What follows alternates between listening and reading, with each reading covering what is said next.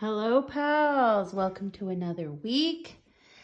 Your second assignment for reading The Wild Robot Escapes.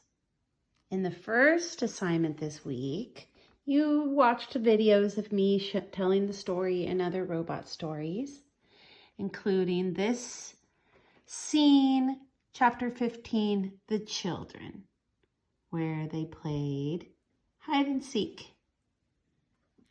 Now, this assignment is focusing on the chapters that you listened to. My example is from the ones that you watched on the video, but you're going to pick a different scene after listening to chapters 18 to 30. Okay.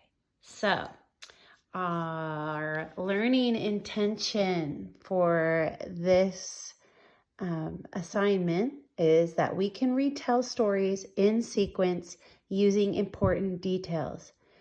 Retelling is something you'll be doing in all of the grades from here on out, and you'll get better and better at it, and flow maps are a great place to start with learning how to retell.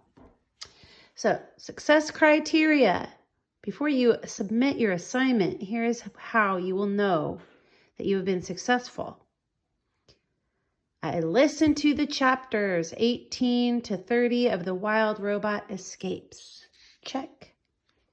I visualized the story while I listened. Check. I chose a chapter to retell and drew a flow map with 3 or more scenes. Check. I added the following text features: title, headings, captions, speech and thought bubbles, and labels. Sounds like a lot, but I'm about to show you what it looks like when it's done. Now, yours does not have to be collage style, meaning cut out construction paper, glue, but oh, you know me, I just can't stop myself. Going a little extra. So you, of course, if you are inspired, can get as artistic as you want to, but yours may end up looking a little more like mine from last week or 2 weeks ago. I can't remember. I think last week. Retelling chapter 60 of The Wild Robot. Okay, so here is a story that I wrote. Retelling stories using text features and flow maps. Title, right at the top there. Oh, here's my title. I'm going to put my label here when we talk about it, so you can see that I included it.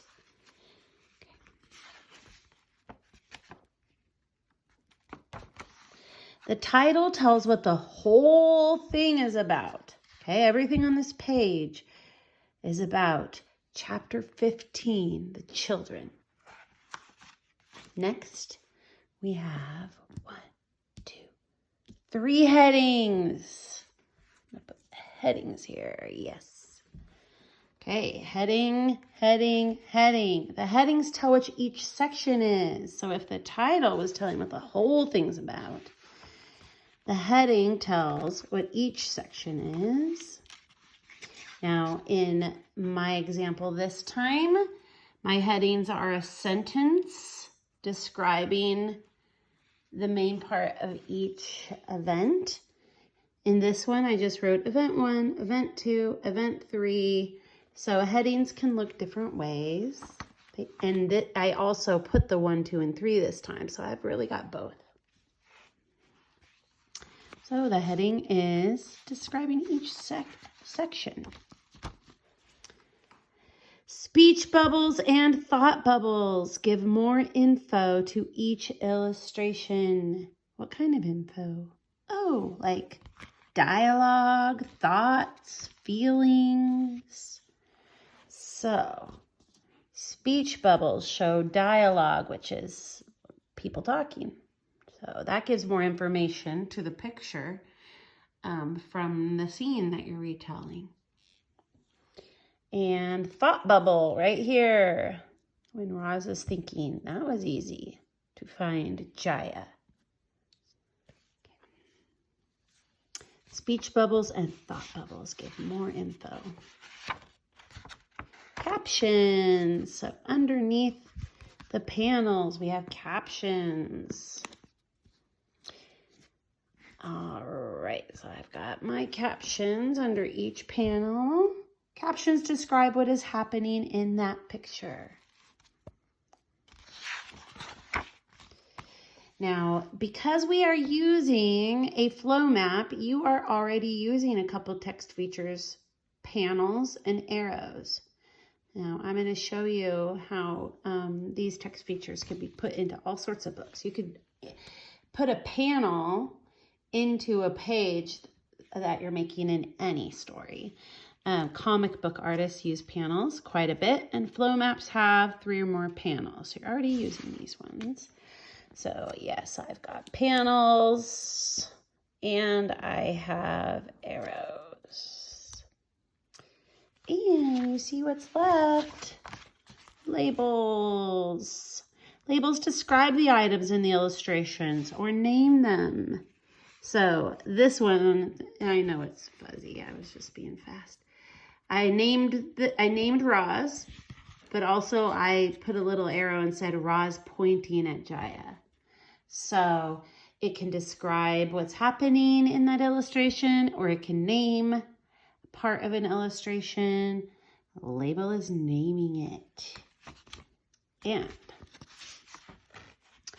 put them all together and you have an excellent retelling. Oh, look, I got an A+.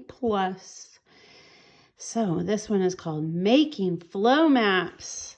So I've got my title, got my headings, captions, got labels, and I have speech bubbles and thought bubbles. Woohoo! Panels and arrows. It says step 1, I listened to chapters. This person chose chapter 20, so. Chapter 2, I drew a 3-scene flow map. Step 3, I added text features. Woohoo, A+, way to go, scholars. Oh, Miss Powell. So I'm going to show you this book, just 2 pages in it, to show you some text features. Cougar, a cat with many names. Cougar is my daughter's Happy Valley Elementary. They're the Cougars, so that's her mascot. So here we go. We have got title. And we've got captions. That's telling, this caption is describing what this picture is about. This caption is describing this picture. Here we have a panel that is inside of a bigger illustration, showing us some warnings you might see if you go to certain places in the USA. Okay, so we've got, oh, there's another caption under that photo illustration. One thing that I did not, a text feature I did not require in this assignment is using bold words to bring attention to certain words or vocabulary. Another page. What was that, a cougar? Oh, look at that cute little kitty, kitty, kitty. And look at my cute little kitty, kitty sleeping. Okay, so this page also has got the title, got the captions, got some panels, and it has labels. It is labeling these different animal tracks. So, text features make it better. So, I am going to take off my labels here. I just wanted to show you that all those things that I said are right here in this. So, this is doable. And we've got 1, Jad and Jaya play hide and seek together. Roz ignores Jad at first, but then tells where Jaya's hiding. I order you to tell. Then Roz plays with them. She is a very good finder, of course. Easy. This was 5 seconds later. 8 seconds later, she finds Jad in the hayloft. And then they look for her for more than an hour, but they never find her. We give up, they say, And she says, I'm behind the junk pile. She was even better at hiding using camo. Now, this is a retelling. If I took it out of this format of being a flow map, I took the arrows away and I rearranged the formatting a little bit and added an introduction like this. It was fun to read about a robot playing a kid's game. Then I can use transition words. First, Jad and Jaya play hide and seek together. Next, Roz plays with them. Finally, they look for more than an hour. Okay. And you have, of course, some more information. I'm not going to read it all to you again. And then it would end with a concluding sentence. In The Children, Roz learns a new game. Oh, wait. Oh, I did that wrong. This is the introduction. In The Children, Roz learns a new game from the kids. Hide and seek. First, la la la, next, do do do, finally, pazza. It was fun to read about a robot playing a kid's game. Now, you're not having to write this for now, but I'm just showing you how really close you are once you do a flow map with these kind of text features to giving enough information for a full retelling paper in 3rd grade. Alrighty tighty, apple piety. Oh, look at that cutie Meowmer.